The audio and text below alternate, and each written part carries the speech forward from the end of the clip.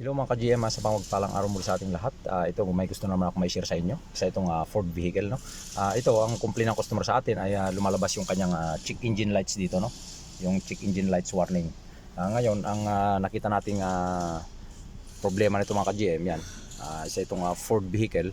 So ginamitan natin ng scanner. Ang nakita nating DTC code niya ay V0117.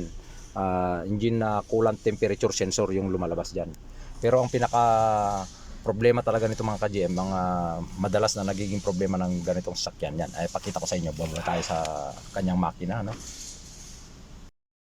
Yan, so ito siya ngayon. Bali pinaandar natin yung kanyang makina, no? Ayan, umaandar naman siya mga ka-GM.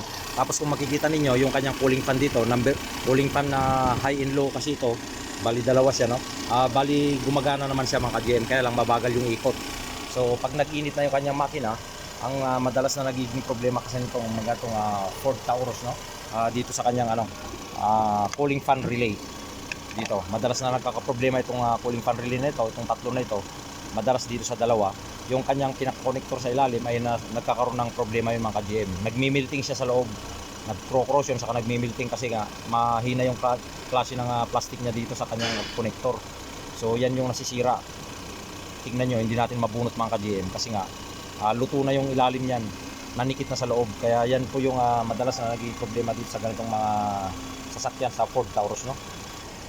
Pagka nag-init na yan, hindi nagagana yung cooling fan natin. So ang magiging problema niya ay engine overheat. So ayan po mga ka-GM, oh.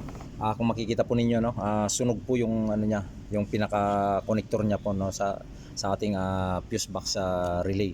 So yan po, itong dalawa na ito, yan yung madalas na nagkakaproblema diyan. Ito na yung ating relay na tinanggal, yan, oh.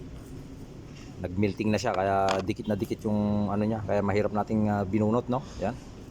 So ayan po yung problema nito. Kaya pagka nag-init na po yan mga ka-GM, hindi na po gagana yung ating cooling fan dito.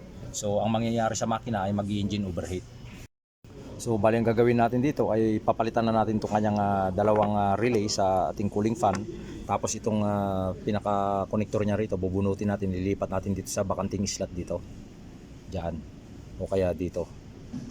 Yan po, kasi dalawa yung ililipat natin. Yung hugutin natin yung mga connector, tapos ililipat natin sa kabilang slot, no? Yan po.